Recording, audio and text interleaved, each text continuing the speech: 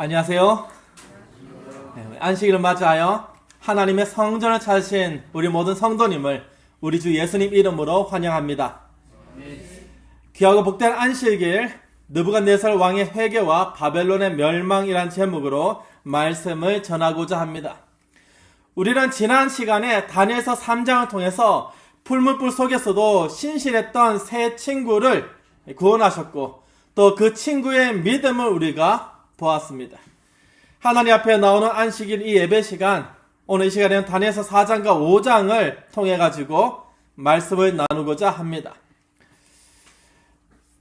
시작하는 말씀, 다니엘서 4장 34절과 37절 그리고 다니엘서 5장 27절을 다 같이 읽겠습니다.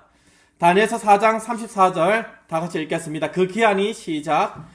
그 기한이 참에 나 느부갓네살이 하늘을 우러러 보았더니 내 총명이 다시 내게로 돌아온지라. 이에 내가 지극히 높으신 이에게 감사하며 영생하시는 이를 찬양하고 경배하였나니 그 권세는 영원한 권세요 그 나라는 대대에 이르리로다. 37절 그러므로 시작. 그러므로 지금 나 느부갓네살은 하늘의 왕을 찬양하며 칭송하며 경배하노니 그의 일이 다 진실하고 그의 행하심이 의로우심으로 교만하게 행하는 자를 그가 능히 낮추심이라. 27절입니다. 5장 27절 대겔은 왕을 저울에 달아보니 부족함이 보였다 하미요. 성도 여러분, 다니엘서는 이 세상 역사의 마지막 시대를 위해서 기록된 책입니다. 분명합니다. 특히 다니엘서 1장에서 6장까지는 왜 기록되었다고 제가 말씀드렸습니까? 다니엘서 1장에서 6장까지 무엇이 기록되었다고요? 이야기가 기록되어 있습니다. 다니엘 시대의 전체적인 이야기가 기록되었습니다. 그런데 그 이야기를 왜 기록했다고요?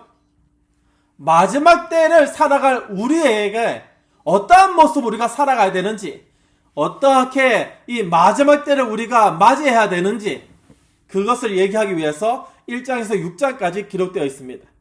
다가올 예언적 시련과 핍박이 닥칠 때에 우리가 어떠한 성품으로 대처해야 하는지를 알려주시기 위해서 다니엘을 통해서 하나님께서 기록하셨고 오늘 우리에게 주셨습니다. 우리 재림교회는 늘 성경을 증언하면서 얘기합니다. 하나님 나라 들어갈 때에 가져갈 수 있는 것은 뭐라고요? 품성밖에 없다고요. 성품밖에 없다고요.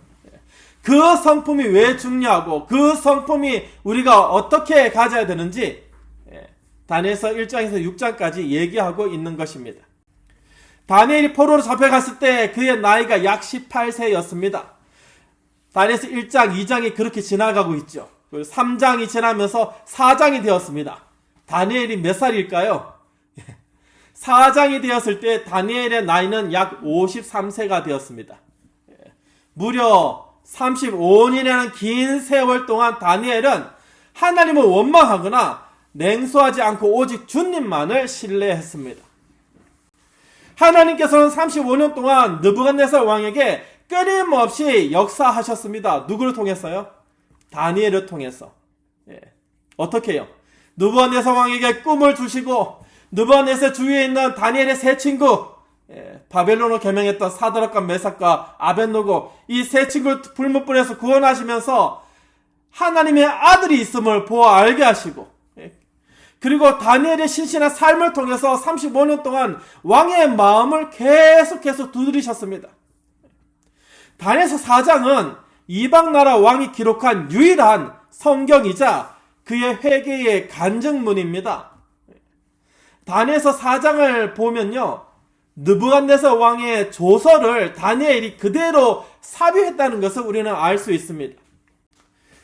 반면에 5장에 넘어가면은 그와 같은 느부갓네살 왕의 모습이 있었지만은 이 할아버지가 받은 그 빛을 거절한 이 손자 벨사살 왕의 최후를 보여줍니다.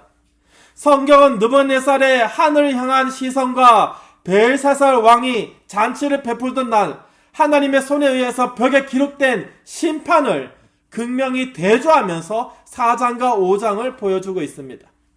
오늘 우리에게 생명과 사망 중 무엇을 선택할 것인지 묻고 있는 것입니다. 그래서 다니엘서 4장과 5장을 묶어서 말씀을 증거하는 것입니다. 다니엘서 4장에서 느부갓네살 왕은 평안과 번영의 정점에 있었습니다. 세상을 다스리니까요.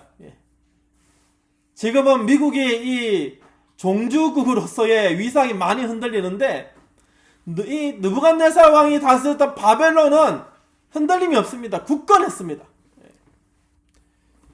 그는 아름다운 궁전 위에서 자기가 이룬 제국을 제대로 내려다보았습니다.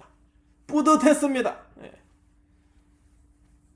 그 뿌듯한 가운데 마음 가운데 교만이 점점 자리 잡고 커져갑니다.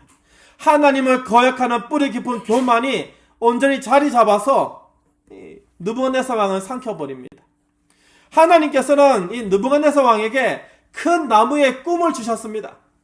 하늘에 닿을 만큼 높이 자란 나무를 한 순찰자가 내려와서 베어버리라는 명령이었습니다. 다니엘은 이 꿈을 왕에게 해석해 줍니다. 그리고 어떻게 해석하냐면 왕이 사람들에게서 내어 쫓겨가지고 짐승처럼 들판에서 살게 될 것임을 해석하면서 왕에게 간곡히 호소합니다.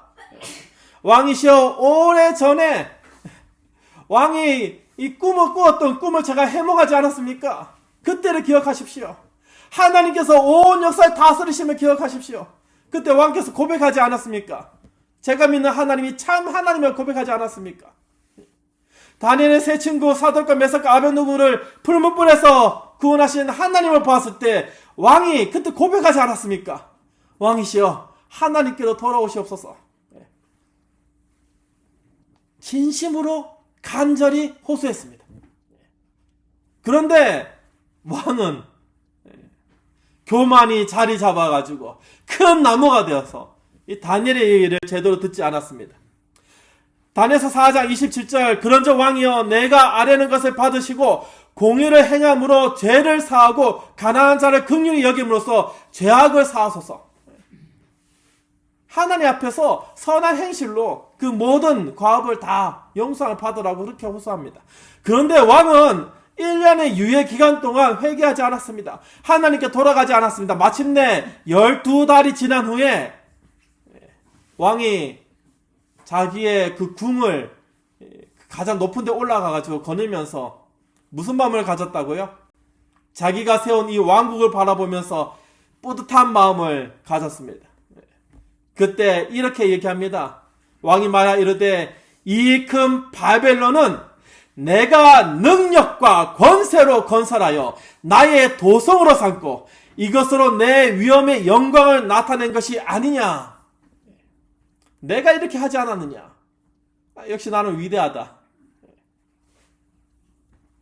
라고 자만하는 그 순간에 하나님의 심판이 그에게 임했습니다. 그 순간 그는 정신착란에 빠져가지고 짐승처럼 풀을 먹으며 7년을 지냅니다. 오래전에 한 20-30년 전에는 이 성경 본문을 가지고 많은 논란이 있었습니다. 어떻게 사람이 짐승처럼 사느냐. 그런데 이 정신과 병명 가운데 리칸트로피라고 정말 사람이 짐승처럼 행동하는 그런 정신병이 있습니다. 실제로 오늘날에도. 고대에 이와 같은 일이 일어났다는 것입니다. 예언의 선물은 선지자와 왕 519쪽에 이 장면을 이렇게 묘사합니다. 이러한 자만스러운 말이 아직 왕의 입술에 있을 때에 하늘에서 한 음성이 나서 하나님의 정하신 심판의 시간이 이르렀음을 고하였다.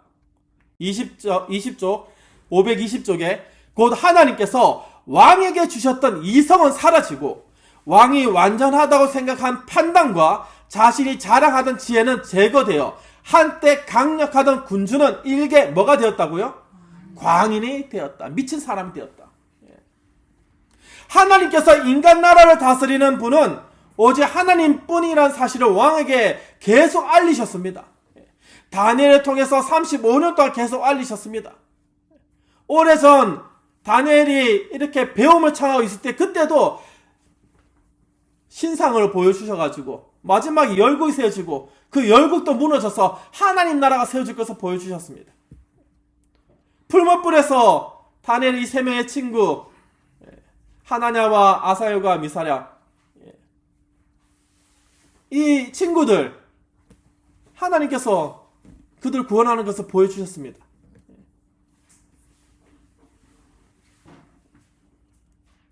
하나님뿐이라는 사실을 그렇게 알리셨습니다. 그래 우리가 다시 이제 다니엘서 5장을 가면요, 느부갓네살 왕의 손자 벨사살은 더 큰 영적 절망에 빠져버립니다. 여러분, 이 벨사살 왕은 느부갓네살 왕의 손자입니다. 성경의 그 중간에 이 느부갓네살 왕의 아들이 등장하지 않아가지고 고고학적으로 많은 논란이 됐었는데, 고고학 그 문헌을 찾아보면 벨사살의 왕의 아버지이자 느부갓네살 왕의 이 아들은 여행을 좋아해가지고 여행 다녔다는 문헌의 기록이 있습니다. 아무튼 이 벨사살은 할아버지의 그 모습 다 봤음에도 불구하고 재벌 3세보다 더하게 일국에 바벨론 세운 이 할아버지의 손자로서 할아버지의 그 왕위를 이어받은 다음에 1000명의 귀인들을 불러가지고 잔치를 베푸는데, 예루살렘 성전에서 가져온 하나님께 드리는 거룩한 금 기명들을 다 배치해놓고 거기에 술을 따르고 잔치를 벌이면서 먹고 마시며 즐겼습니다. 하나님을 향한 극치의 이 조롱과 반역이었습니다. 내가 뭐가 못난데, 하나님을 섬기는 그 이스라엘 민족은 이 바벨론의 속국이고 그 포로들은 내 밑에 시아들이고, 그렇게 잔치를 벌이는 그날 밤에 손가락이 나타나서 벽에 잔치 벌이는 가운데, 여러분 한번 생각해 보시죠. 우리가 이렇게 있는데 갑자기 앞에 손가락이 나타나가지고 여기에 글을 막 적습니다. 얼마나 소름이 돋겠습니까? 얼마나 놀라겠습니까? 그 글이 뭐라고 하면, 기록된 글자는 이것이니 다니엘서 5장 25절에 곧 메네메네 데겔 우바르시니라. 쾌락의 밤이 순식간에 공포의 밤으로 변했습니다. 빛을 받고도 하나님의 계명을 무시하고 부도덕에 빠진 바벨론의 영적 파산 상태가 완전히 드러나는 아찔한 순간이었습니다. 벨사살은 할아버지 느부갓네살 왕을 통해 가지고 역사하신 하나님의 섭리를 수없이 들었습니다. 다니엘 산 증인도 있고 보았고, 그런데 그 모든 것을 무시하고 고의로 일부러 하나님께 드려진 모든 것을 더럽혔습니다. 몰라서 짓는 죄보다 알고도 거절한 죄가 얼마나 치명적인지 우리에게 보여주는 한 장면입니다. 우리가 사는 이 세상도 다니엘서 5장의 벨사살 왕의 잔치판과 흡사합니다. 사람들은 멸망과 심판이 문 앞에 닥친 줄도 모른 채 그냥 그렇게 즐겁게 쾌락의 밤을 지내고 있습니다. 현대인들은 자기를 만족시키기 위해서 탐심에 눈이 멀어 있습니다. 마태복음 24장 39절에 홍수가 나서 그들을 다 멸하기까지 깨닫지 못하였으니 인자의 임함도 이와 같으리라. 노아 때에 홍수가 나가지고 사람들 다 죽어도 홍수가 나기 직전까지 먹고 마시며 자기도 할 것들 다 했던 사람들, 예수님께서 그것을 분명히 언급하셨죠. 느부갓네살처럼 많은 것을 가지고 궁전에서 평안히 쉬는 듯 하지만은 심지가 하나님께 고정되어 있지 않았기에 늘 번민했습니다. 이 왕국이 어떻게 하면 영원할까? 그 생각만 늘 하였습니다. 처음부터 끝까지 계속 그랬습니다. 그럴 때마다 하나님께서 그를 붙잡아 주셨죠. 세상이 줄 수 없는 하나님의 평화가 없기에 사람들은 술과 방탕함, 생활의 염려로 마음이 아주 둔해져 있었습니다. 주님께서는 분명하게 경고하십니다. 오늘을 살아가는 모든 사람들에게 경고하십니다. 특별히 하나님을 알고 하나님을 만난 사람들에게 경고하십니다. 누가복음 21장 34절에 스스로 뭐 하라고요? 조심하라. 스스로 조심해라. 그렇지 않으면 방탕함과 술 취함과 생활의 염려로 마음이 둔하여지고 뜻밖의 그날이 뭐처럼요? 덫과 같이 너에게 임하리라. 여러분, 덫이 뭡니까? 사람은요, 덫을 보면 알아요. 그 짐승은 모릅니다. 늘 지나가다가 갑자기 닥치는 것이 덫입니다. 오늘 우리는 윤리와 정직이 사라진 세상에서 살고 있습니다. 우리는 지금 심판이 이르는 긴박한 때에 살고 있습니다. 하나님의 은혜의 시간을 허비하면서 다니엘서 1장에서 증거된 자기를 더럽히지 않는 절제 대신에 세상의 포도주에 취해 있지는 않습니까? 여러분, 우리가 너무나 잘 아는 요한계시록 14장 8절부터 이 시대를 향해서 계속 외치고 있습니다. 우리 재림교회는 이 기별을 현대진리 혹은 영원한 복음, 새천사의 기별이라고 얘기하죠. 요한복음 14장 8절에 또 다른 천사 곧 둘째가 그 뒤를 따라 말하되 무너졌도다 무너졌도다 큰 성 바벨론이여 모든 나라에게 그의 음행으로 말미암아 진노의 포도주를 먹이던 자로다 하더라. 성도 여러분, 바벨론의 멸망은 예고되었습니다. 이 세상의 멸망도 예고되었습니다. 그리고 하나님의 심판은 결코 지체하지 않을 것입니다. 우리는 지금 하나님의 저울에 달려 부족함이 드러나는 세상의 모든 것이 다 완전하게 다 드러나는 그 시기 직전에 위태로운 발가락 시대의 끝자락에 우리가 서 있는 것은 분명합니다. 주님께서 오시기 직전인 것은 분명합니다. 세상은 인공지능과 첨단 문명이라는 화려한 잔치상을 차려놓고 우리를 유혹합니다. 정작 영혼의 저울은 비어 있습니다. 겉모습은 화려하지만 하나님 보시기에 내용이 없는 대결의 위기가 우리가 살아가는 최첨단 시대의 실제 모습입니다. 대결, 모자르다. 하나님의 저울에 달았는데 모자르다, 부족하다. 절망적인 짐승의 상태에서 느부갓네살 왕이 얻은 구원의 열쇠는 무엇이었습니까? 다니엘서 4장 34절에 그 기한이 참에 때가 되었을 때, 어떤 때요? 하나님께서 정하신 때가 되었을 때, 가장 정확한 때가 되었을 때에 나 느부갓네살이 하늘을 우러러 보았더니 내 총명이 다시 내게로 돌아온지라. 그가 소망 없이 살다가 비로소 하늘을 우러러 보았을 때에 구속이 임하였습니다. 그에게 구원이 허락되었습니다. 여러분, 복음이 바로 이것입니다. 우리가 우리 자신의 힘으로 총명을 회복하는 것이 아니라 하늘을 우러 볼 때에 하나님께서 회복시켜 주시는 것입니다. 우리가 스스로 구원할 수 있는 것이 아니라 우리가 하늘을 바라보고 하나님을 바라볼 때에 하나님께서 우리를 구원하십니다. 하나님은 사랑이십니다. 하나님 우리에게 상처를 허락하기도 하지만은 반드시 그 상처를 싸매서 치유하시는 분이십니다.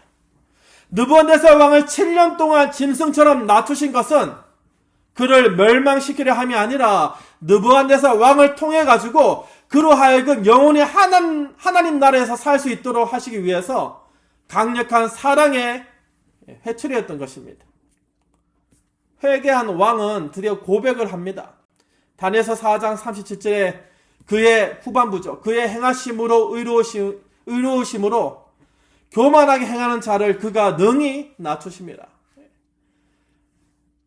여러분, 반면 벨사살 왕의 잔치벽에 나타난 글자 중에 이 대겔은 우리에게 분명히 경고를 하고 있습니다. 충분한 경고가 되고 있습니다. 하나님께서는 모든 인생을 하나님의 공의의 저울에 다 다십니다. 다 다십니다. 근데 다 달면 우리는 전부 다 거기에 모자릅니다. 부족해서 다 모자릅니다. 어느 하나 이 땅에 태어난 모든 사람들은 그 저울에 알맞지가 않습니다. 다 모자릅니다.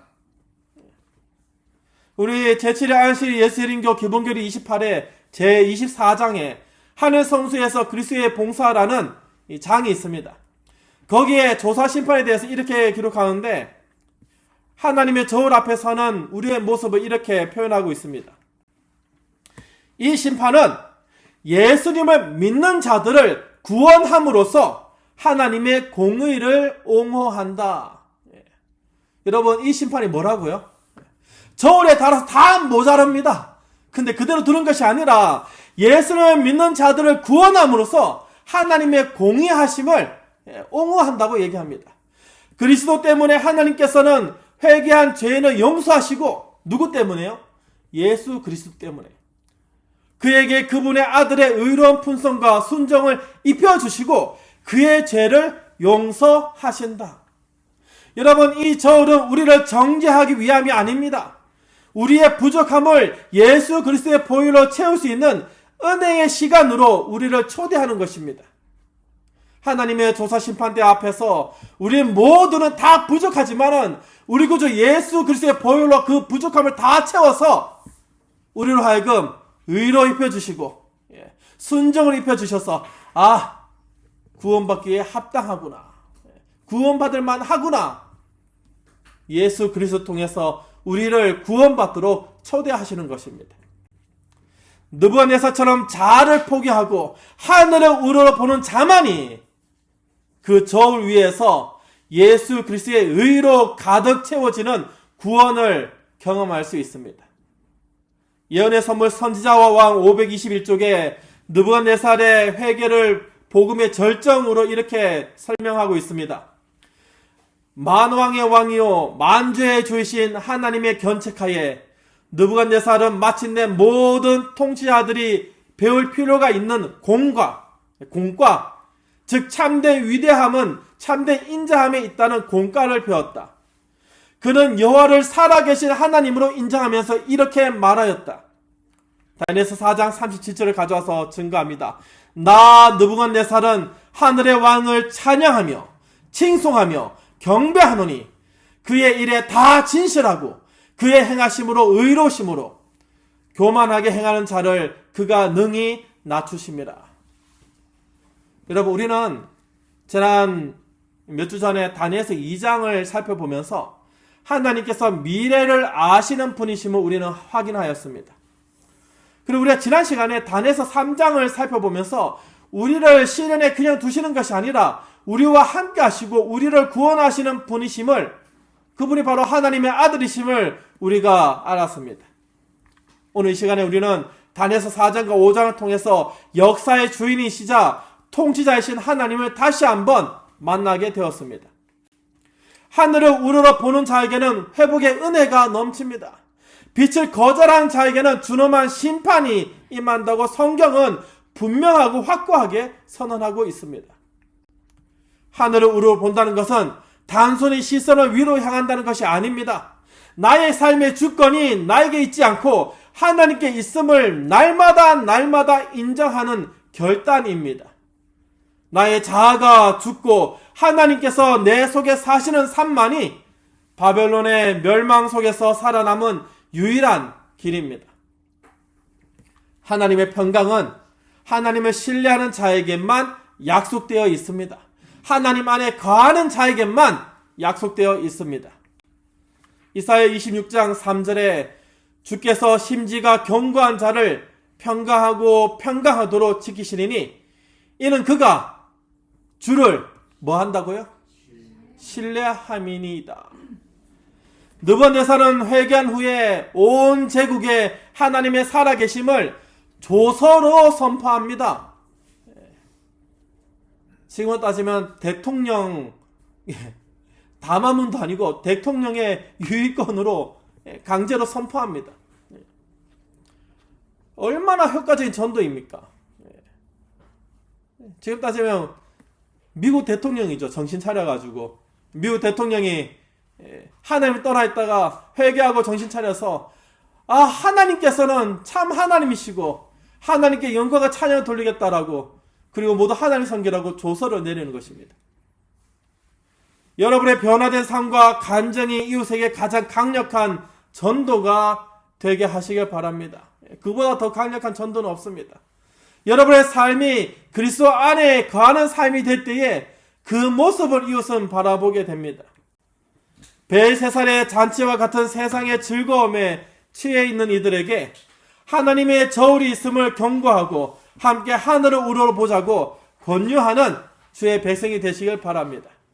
여러분, 우리는 지금 노아의 때, 롯의 때와 같은 마지막 밤을 지나고 있습니다. 반중 소리가 계속 울려 퍼지고 있는 이때죠. 현대 진리가 퍼지고 있는 이때입니다. 예언의 선물 정로의 계단 118쪽과 117쪽에서 이렇게 호소합니다. 이 정로의 계단 118쪽, 우리는 하나님의 사랑에 대한 복된 보증들을 모아 가지고 그것들을 늘 뭐 하자고요? 늘 바라보자.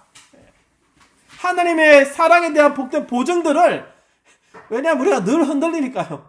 그 보증 살아가지고, 그래서 말씀을 암기하고 그걸 날마다 암기하고 그것을 늘 바라보자라고 얘기합니다.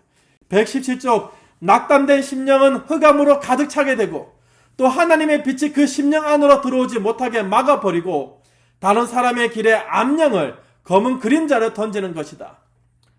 여러분, 우리는 이제 교만의 왕자에서 내려와 하늘의 왕을 찬양하는 삶으로 나아가야겠습니다. 나의 삶의 주인이 내가 아니라 하나님이심을 고백하는 삶으로 우리가 나아가야 되겠습니다. 성도 여러분, 잊지 마십시오. 하나님의 인내와 섭리는 가장 완악한 권력자도 회개하게 하십니다. 그러나 끝까지 빛을 거절하고 쾌락에 빠진 이 바벨론의 벨사사 왕의 모습에서 하나님의 저울에서 심판을 면치 못할 것을 우리는 확인하였습니다.